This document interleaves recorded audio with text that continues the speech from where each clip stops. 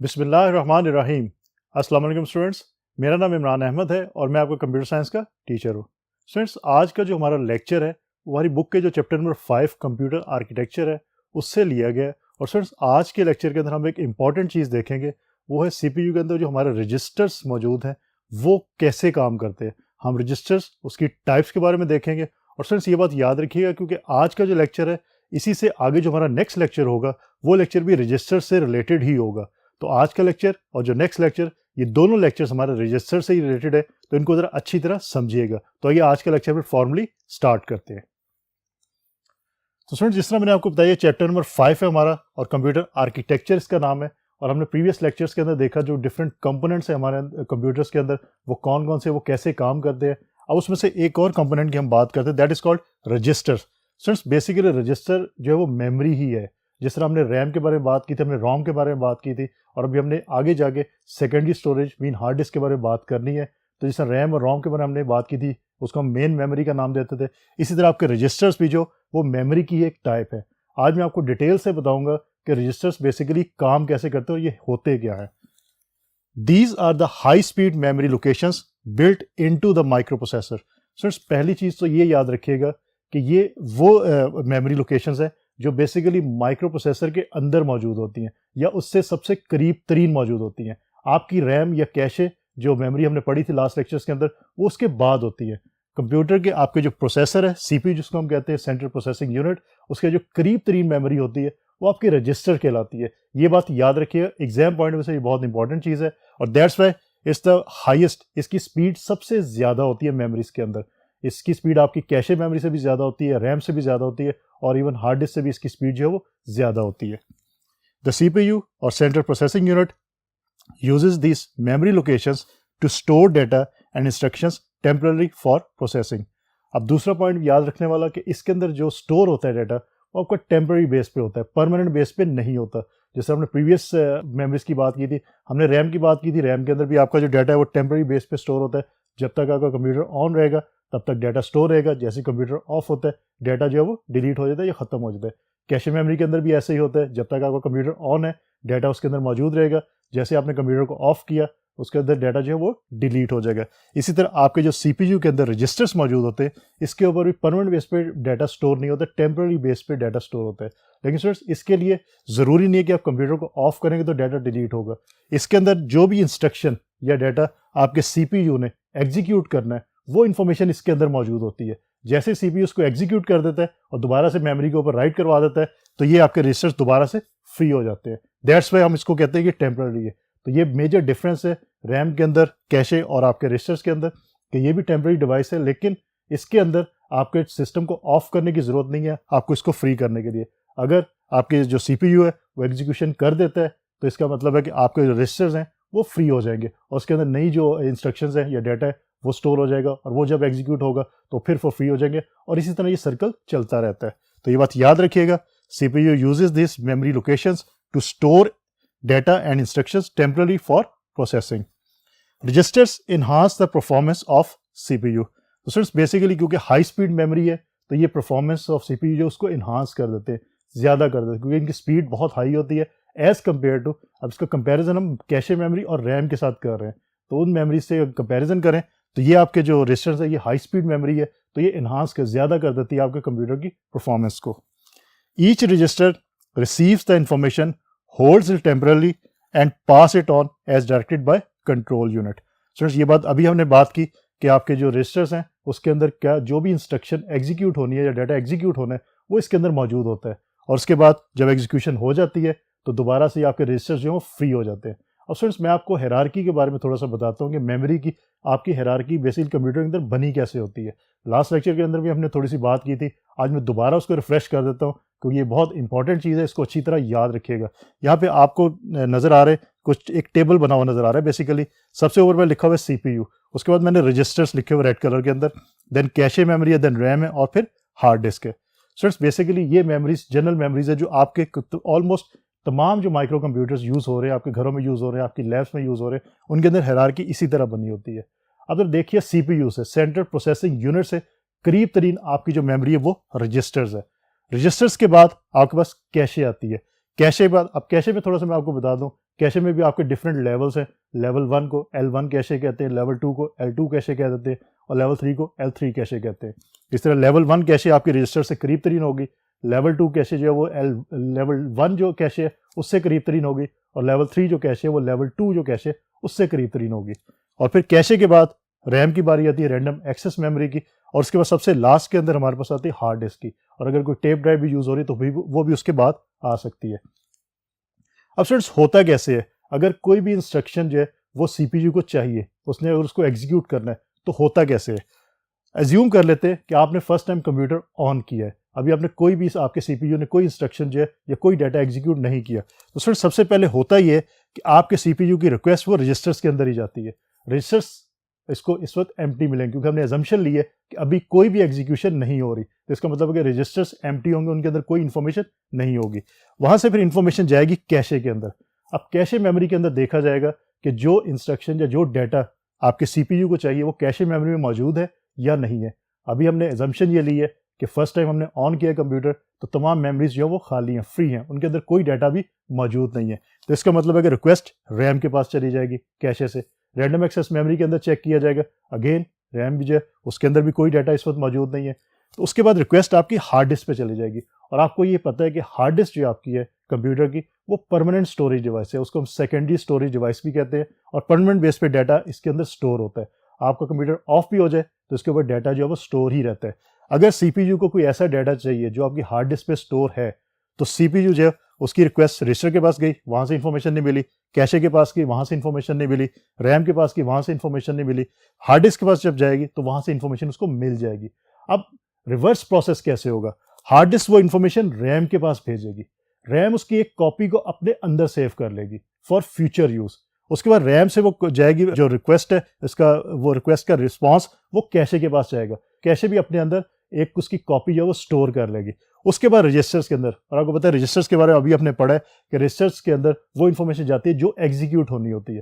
तो रजिस्टर्स क्योंकि सीपीयू के करीब तरीन है और सीपीयू के साथ ही होते हैं, तो इसका मतलब है कि वो फिर एग्जीक्यूट हो जाएगी। अब अगर कुछ टाइम के बाद सीपीयू को दोबारा से वही डाटा चाहिए जो उसने पहले एक्सेस किया था, अब दोबारा रिक्वेस्ट जाएगी रजिस्टर्स के अंदर। रजिस्टर की हम बात अभी कर चुके हैं कि जैसे ही इंस्ट्रक्शंस या डाटा एग्जीक्यूट हो जाता है वो फ्री हो जाते हैं, वो खाली हो जाते हैं। तो इसका मतलब है कि सीपीयू को रजिस्टर से इंफॉर्मेशन नहीं मिलेगी, तो रिक्वेस्ट जाएगी कैशे के अंदर। अब अगर आपको याद हो तो हमने पहले बात की थी कि हार्ड डिस्क से रैम में आई इंफॉर्मेशन, उसने एक कॉपी सेव कर ली, फिर रैम से कैशे में आई इंफॉर्मेशन, उसने भी एक कॉपी सेव कर ली। अब सीपीयू को कैशे से ही रिस्पॉन्स मिल जाएगा, अब उसको रैम में जाने की जरूरत नहीं है और हार्ड डिस्क तक जाने की तो बिल्कुल भी जरूरत नहीं है।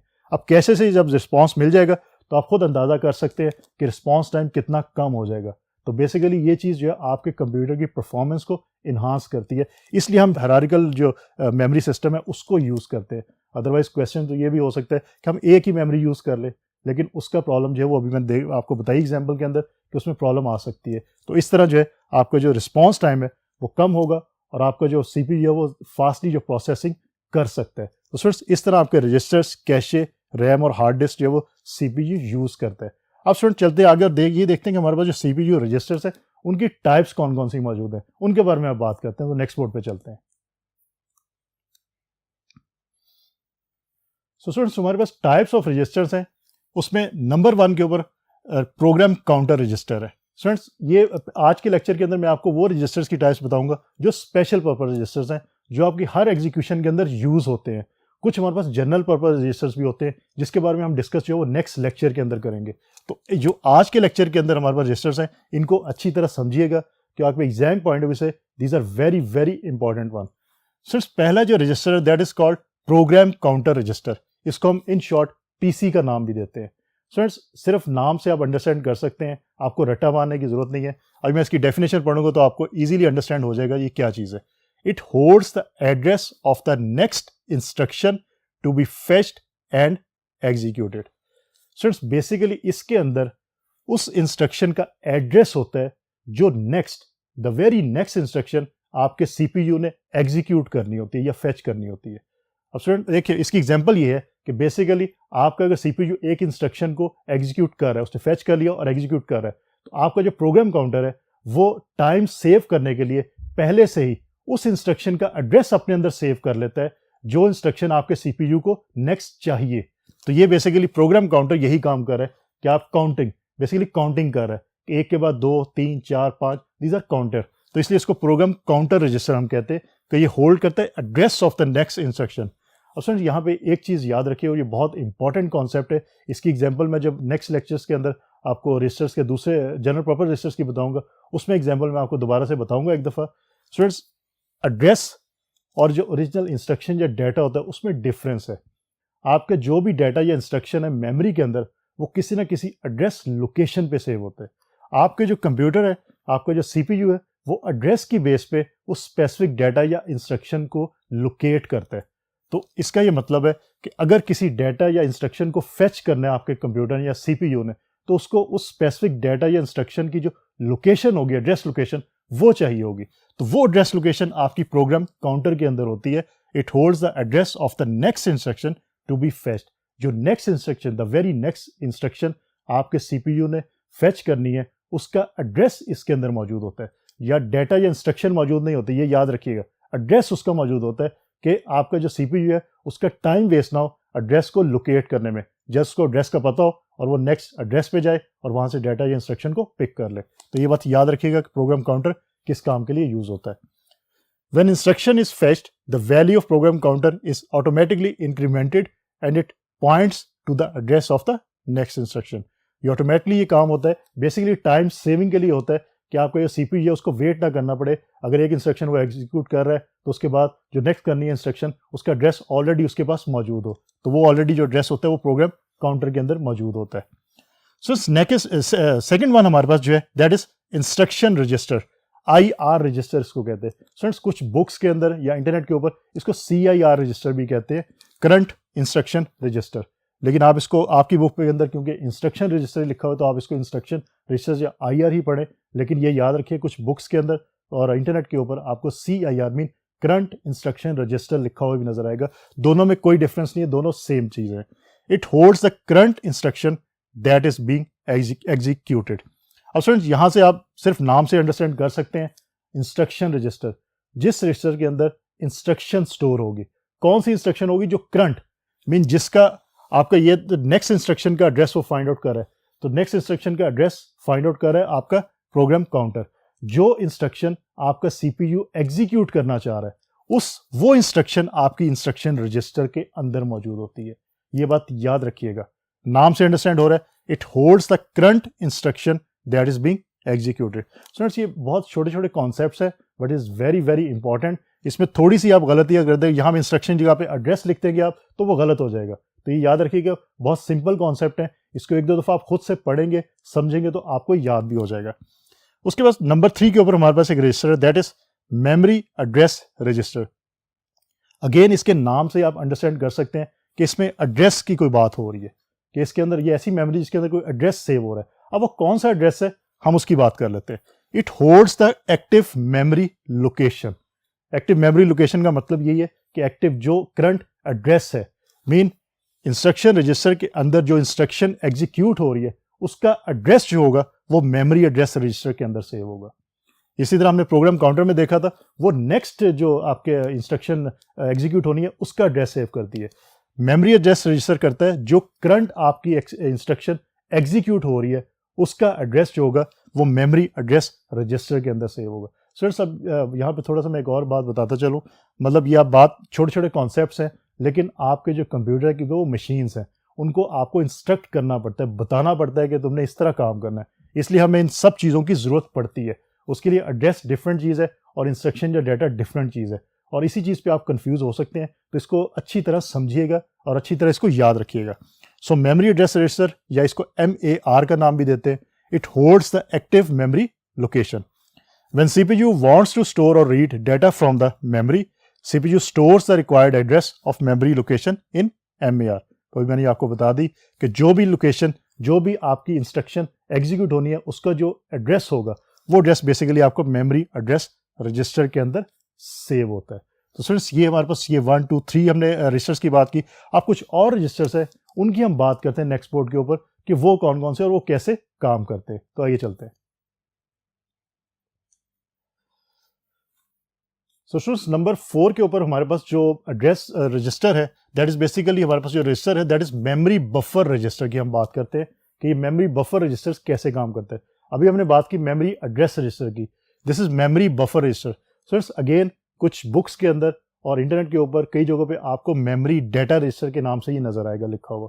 तो मेमोरी डेटा रजिस्टर या मेमोरी बफर रजिस्टर्स ये एक ही चीज, एक ही रजिस्टर के दो नाम है बेसिकली। आपकी बुक के अंदर क्योंकि मेमोरी बफर या MBR रजिस्टर लिखा हुआ है तो आप इसको मेमोरी बफर रजिस्टर के तौर पे ही याद रखिएगा। The CPU uses this register to store data coming from the memory और going to the memory. Students again memory buffer register है या इसको मेमोरी डेटा रजिस्टर कहते हैं, सेम नाम से अंडरस्टैंड हो रहा है। इसके अंदर डेटा स्टोर हो रहा है। मेमोरी एड्रेस रजिस्टर के अंदर एड्रेस स्टोर हो रहा है, इसके अंदर डेटा स्टोर हो रहा है। जो डेटा आपका मेमोरी में सेव होना है या मेमोरी से आएगा आपके पास डेटा, वो डेटा इसके अंदर स्टोर होगा। तो स्टूडेंट्स बार बार मैं ये बात कर रहा हूँ कि एड्रेस, डेटा और इंस्ट्रक्शन इनमें ज़रा ज़हन में रखिएगा कि डिफरेंस है। एड्रेस और डेटा के अंदर डिफरेंस है। एड्रेस डिफरेंट आपके रजिस्टर्स के अंदर सेव होते हैं और जो आपका डेटा या इंस्ट्रक्शन है वो डिफरेंट रजिस्टर्स के अंदर सेव होते हैं। सर उसके बाद नंबर 5 के ऊपर हमारे पास एक रजिस्टर है that can be called as stack pointer register या इसको SP का नाम भी हम देते हैं। सो स्टैक क्या होता है? Arrangement of data is called stack. ये डेटा स्ट्रक्चर है। सो इनफैक्ट कंप्यूटर जो लैंग्वेजेस है लाइक C या C++ लैंग्वेज, आप जो आपका नेक्स्ट होगा लेवल उसके अंदर आप पढ़ेंगे जाके कि आपके जो पार्ट 2 है कि डेटा स्ट्रक्चर क्या होता है, लैंग्वेजेस, कंप्यूटर लैंग्वेजेस कौन सी होती है, और उसके अंदर आप C के बारे में पढ़ेंगे और या C++ के बारे में आप पढ़ेंगे। वहाँ पे आप देखेंगे कि स्टैक को किस तरह यूज़ किया जाता है। बेसिकली ये अरेंजमेंट ऑफ डेटा है इन द मेमोरी, कि आपकी मेमोरी के अंदर डेटा को किस तरह अरेंज किया जाता है। तो वो स्टैक की शक्ल में उसको एक नाम स्पेसिफिक दे दिया गया, that can be called as stack. The data is stored and retrieved from stack. अब डेटा जो स्टोर होता है स्टैक के अंदर, उसको स्टोर और रिट्रीव करना कैसे किया जाता है, उसके लिए हमारे पास डिफरेंट टेक्निक्स हैं। उसमें से एक टेक्निक का नाम है LIFO, इसको लिफो या लास्ट इन फर्स्ट आउट भी कहते हैं। Last in first out is also known as first in last out. अब नाम से आपको अंडरस्टैंड हो रहा है कि अगर स्टैक आपके पास मेमोरी मौजूद है, लास्ट इन फर्स्ट आउट, कि अगर आपके स्टैक की मैक्सिमम जो वैल्यू है वो 10 है, तो आप अगर एक नई जो एंट्री करते हैं उसके अंदर, इसका मतलब जो 10th वैल्यू होगी लास्ट इन होगा और फर्स्ट जो एंट्री होगी वो आपकी आउट हो जाएगी। तो अगेन आपकी स्टैक की जो साइज है वो 10 ही रहेगा, वो इंक्रीज या डिक्रीज नहीं होगा। तो जैसे आप लास्ट एक वैल्यू लास्ट में एंटर करते हैं तो फर्स्ट की जो एक वैल्यू होगी वो स्टैक में से निकल जाती है। तो इसको हम लास्ट इन फर्स्ट आउट कह सकते हैं या फर्स्ट इन लास्ट आउट, कि पहली आप एंट्री करते हैं तो लास्ट एंट्री जो है वो खत्म हो जाती है या स्टैक में से निकल जाती है। तो आपके जो डेटा को स्टोर करना और रिट्रीव करने के लिए हम LIFO या LIFO या FILO, फिलो भी इसको कहते हैं, इसको आप यूज कर सकते हैं इस टेक्निक को। Push and pop instructions are usually in stack to store and retrieve the values. अब आप कंप्यूटर लैंग्वेज के और पॉइंट ऑफ व्यू से बात करें तो पुश है आपके स्टैक के अंदर स्टोर करवाने के लिए वैल्यू, और पॉप है कि अगर आपको स्टैक में से वैल्यू चाहिए तो आप पॉप करवाते हो। बेसिकली जब प्रोग्रामिंग लैंग्वेज पढ़ेंगे आप तो उसमें आप डिटेल से देखेंगे कि पुश और पॉप को आप कैसे यूज़ कर सकते हैं। यहाँ पे सिर्फ ये आइडिया रखें कि स्टैक के अंदर से अगर वैल्यूज़ को स्टोर या रिट्रीव करवाना है आपने, तो पुश आपकी स्टोर करवाने के लिए यूज़ होगी और पॉप आपकी रिट्रीव करने के लिए यूज़ होगी। Stack pointer register is used to manage the stack and it stores the value of top of stack. तो friends basically stack pointer registers ये आपके प्रोग्रामिंग लैंग्वेजेस के अंदर बहुत ज़्यादा यूज़ होते हैं, और ये इसको याद सिर्फ ये रखना है आपने कि this is arrangement of data. आपकी मेमोरी के अंदर अरेंजमेंट ऑफ डेटा किस तरह होगी उसको हम स्टैक का नाम दे देते हैं, और स्टैक पॉइंटर रजिस्टर के अंदर वो वैल्यूज मौजूद होती हैं और उसमें आप वैल्यू को स्टोर करवा सकते हैं, रिट्रीव करवा सकते हैं by using push and pop. अब फ्रेंड एक मैं सिंपल से आपको एग्जांपल देता हूं कि अगर आपके जो CPU है वो कोई इंस्ट्रक्शन एग्जीक्यूट करवाना चाहता है, तो आपके जो ये रजिस्टर हमने पढ़े हैं अभी, ये रजिस्टर उसमें कैसे काम करेंगे, अपना काम कैसे परफॉर्म करेंगे। सो यहाँ पे आपको दो टेबल में नजर आ रहा है, मेमोरी एक साइड पे लिखा हुआ और एक साइड पे रजिस्टर्स लिखा हुआ है। मेमोरी के अंदर मैंने नंबर 1 लोड 3 लिखा हुआ है, फिर नंबर 2 पे 8 वैल्यू लिखी हुई है, नंबर 3 पे 12 लिखी हुई है। स्टूडेंट्स अब इसको एज्यूम कर लें कि 1, 2 और 3 जो है these are the memory locations या एड्रेसेस हैं, और जो आपकी इंस्ट्रक्शन या डाटा है वो मेमोरी लोकेशन 1 के ऊपर लोड 3 है डाटा, मेमोरी लोकेशन 2 के ऊपर जो है डाटा आपका 8 है, और जो आपकी मेमोरी लोकेशन 3 है उस पर डाटा आपका 12 है। अब स्टूडेंट्स रजिस्टर्स के अंदर आए तो प्रोग्राम काउंटर आपका है, मेमोरी एड्रेस रजिस्टर है, मेमोरी बफर रजिस्टर है और इंस्ट्रक्शन रजिस्टर है आपका IR, इसको हम कहते हैं। ये 4 रजिस्टर है। अब ये कैसे वैल्यूज को स्टोर करते हैं अपने अंदर और कैसे वैल्यूज फिर एग्जीक्यूट होती है। फ्रेंड्स, इसके साथ कंट्रोल यूनिट आपका अटैच होता है और आपका ALU यूनिट भी अटैच होता है। उसके साथ साथ एक और आपका जनरल पर्पस रजिस्टर्स के अंदर आता है एक्यूमुलेटर, वो भी यूज़ होता है। तो उसकी बात हम नेक्स्ट लेक्चर्स के अंदर करेंगे। आज सिर्फ ये अंडरस्टैंड कर लेते हैं कि प्रोग्राम काउंटर के अंदर जस्ट एज्यूम करते हैं कि आपका जो CPU है उसने ऑलरेडी कोई इंस्ट्रक्शन जो है वो एग्जीक्यूट कर रहा है और नेक्स्ट जो इंस्ट्रक्शन है वो ये इंस्ट्रक्शन है लोड 3 की। अब लोड 3 की इंस्ट्रक्शन का एड्रेस क्या है? एड्रेस है 1। हमने अभी प्रोग्राम काउंटर का जो हमने डेफिनेशन देखी थी उसके अंदर हमने ये देखा था कि program counter the next instruction उसका एड्रेस अपने अंदर सेव करता है। तो अगर CPU ऑलरेडी कोई एग्जीक्यूशन कर रहा है और नेक्स्ट इंस्ट्रक्शन जो थी वो एड्रेस 1 पे पड़ी हुई है तो प्रोग्राम काउंटर के अंदर एड्रेस की लोकेशन पड़ी होगी, मीन 1 लिखा होगा। इसका ये मतलब है कि जो नेक्स्ट इंस्ट्रक्शन CPU ने एग्जीक्यूट करनी है वो बेसिकली वो इंस्ट्रक्शन जो है वो मेमोरी लोकेशन 1 पे पड़ी हुई है। फ्रेंड्स, उसके बाद मेमोरी एड्रेस रजिस्टर की जो मेमोरी एड्रेस रजिस्टर है उसके अंदर जो करंट लोकेशन जब एग्जीक्यूशन स्टार्ट होती है तो करंट लोकेशन जो आपकी इंस्ट्रक्शन है उसकी जो करंट लोकेशन है वो कौन सी है। तो फ्रेंड्स, इस केस के अंदर अब यहाँ पे ये भी 1 होगा क्योंकि हमने जो एग्जीक्यूशन अब करनी है वो बेसिकली लोड 3 को एग्जीक्यूट करना है। तो लोड 3 का जो एड्रेस है वो आपका 1 ही है, तो हम यहाँ पे 1 लिखेंगे। अब इसके साथ आपका जो प्रोग्राम काउंटर है ये एग्जीक्यूट हो जाएगा, ये इंक्रीमेंट हो जाएगा, बेसिकली इसकी वैल्यू इंक्रीज कर जाएगी। ये +1 भी हो सकता है, +2 भी हो सकता है, it depends upon the architecture of the computer. Friends, उसके बाद मेमोरी बफर रजिस्टर के अंदर वो डाटा होता है जो स्पेसिफिक लोकेशन पे मौजूद है। ये डेफिनेशन के अंदर हमने देखा था। अब डाटा कौन सा है मेमोरी एड्रेस रजिस्टर के अंदर? जो 1 लोकेशन है उसमें डाटा है लोड 3, तो मैं यहाँ पे लिखूंगा लोड 3। तो ये डाटा या इंस्ट्रक्शन जो है वो मेमोरी बफर रजिस्टर के अंदर सेव होगी और आपकी इंस्ट्रक्शन रजिस्टर के अंदर भी वही डाटा सेव होता है जो करंटली एग्जीक्यूट होना है। तो इसके अंदर भी आपका लोड 3, तो ये इसके अंदर सेव हो गया। अब स्टूडेंट, आपका कंट्रोल यूनिट जो है वो उसको एग्जीक्यूट करता है, साथ ALU यूनिट को भी यूज़ करता है, एक्यूमुलेटर रजिस्टर को भी यूज़ करता है और अगर किसी जनरल पर्पस रजिस्टर की ज़रूरत पड़े उसको भी यूज़ करता है। लेकिन आपको ये बताना यहाँ मकसद था कि प्रोग्राम काउंटर कैसे मेमोरी के अंदर जो एड्रेसेस हैं उनको अपने अंदर सेव करता है, मेमोरी एड्रेस रजिस्टर के अंदर एड्रेसेस कैसे सेव होते हैं। तो ये सिंपल एक एग्जांपल मैंने आपको दी थी जिससे आपको जो है वो आइडिया हो जाना चाहिए कि हम कैसे इसको यूज़ करते हैं। इसको मैं स्टूडेंट ज़रा इसकी स्पेलिंग ठीक कर देता हूँ आपको। This is load 3। तो यहाँ पे सिर्फ बात जो याद रखने वाली है वो बात ये है आपकी कि प्रोग्राम काउंटर जो है वो नेक्स्ट जो आपकी एग्जीक्यूट होनी है इंस्ट्रक्शन उसका एड्रेस सेव करेगा। मेमोरी एड्रेस रजिस्टर जो करंट आपकी इंस्ट्रक्शन एग्जीक्यूट होनी है उसका एड्रेस रखेगा। MBR और IR के अंदर जो करंट आपकी इंस्ट्रक्शंस है वो आपकी सेव होनी है। तो ये बात याद रखिएगा। तो स्टूडेंट्स, होपफुली आज के लेक्चर के अंदर हमने ये देखा था कि हमारे जो CPU के अंदर रजिस्टर्स यूज़ होते हैं वो रजिस्टर्स बेसिकली काम कैसे करते हैं और फिर हमने कुछ स्पेशल पर्पस जो हमारे रजिस्टर्स थे उसके बारे में बात की, जैसे प्रोग्राम काउंटर की बात की, MAR मेमोरी एड्रेस रजिस्टर की बात की, फिर हमने MBR मेमोरी बफर रजिस्टर की बात की, कुछ स्टैक पॉइंटर की हमने बात की। और इसी तरह स्टूडेंट, अब जो हमारे पास नेक्स्ट लेक्चर होगा उसके अंदर हम बात करेंगे जो हमारे स्पेशल पर्पस रजिस्टर्स की। तो बात आपने आज कर ली। जो नेक्स्ट लेक्चर है उसके अंदर हम बात करेंगे जनरल पर्पस रजिस्टर्स की। तो स्टूडेंट्स, होपफुली आज का लेक्चर आपको अच्छी तरह समझ आया होगा। इंशाल्लाह अगली दफ़ा नए लेक्चर के साथ दोबारा मुलाकात होगी। तब तक के लिए अल्लाह हाफिज़।